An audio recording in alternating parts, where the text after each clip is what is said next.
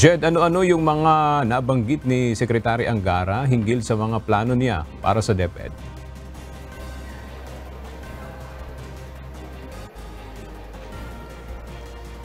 Isa nga sa plano ni Education Secretary Sani Angara ay yung pakikipagtulungan sa mga empleyado ng kagawaran upang aniya mas madaling masolusyonan ang mga problemang kinahaharap ng kasalukuyang kagawaran ngayon.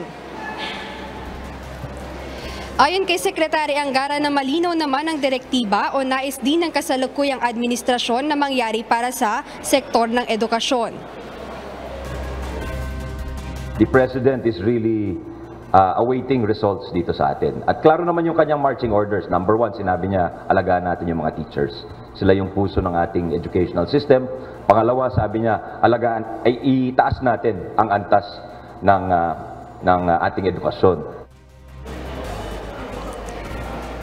Kaugnay nito, aniya inaasahang may ilalabas ngayong araw na order ng DepEd sa suspensyon ng Results-Based Performance Management System o RPMS ng mga guro. Ito nga ang unang issuance na ilalabas mula ng italagang kalihim ng edukasyon si Angara.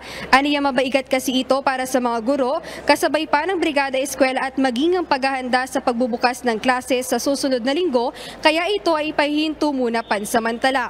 Bukod sa kapakanan ng mga guro, nais ding bigyan solusyon ni Angara ang kakulangan sa mga classroom at bigyang atensyon ang mga vulnerable areas, lalo sa inaasahang malalakas na mga pag-ulan sa mga susunod na buwan. Isa pa sa kanyang binigyang diin na itutuloy niya ang curriculum na nasimulan na nila Vice President Sara Duterte.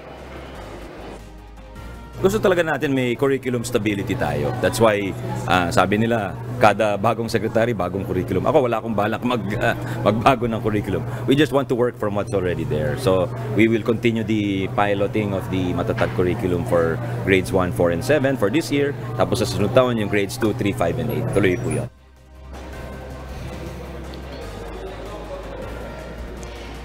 Nang matanong nga sa inaasahan ni Secretary Angara sa SONA mamaya ni PBBM, aniya ito yung mga ipinasa nilang issue kay Pangulong Ferdinand Marcos Jr.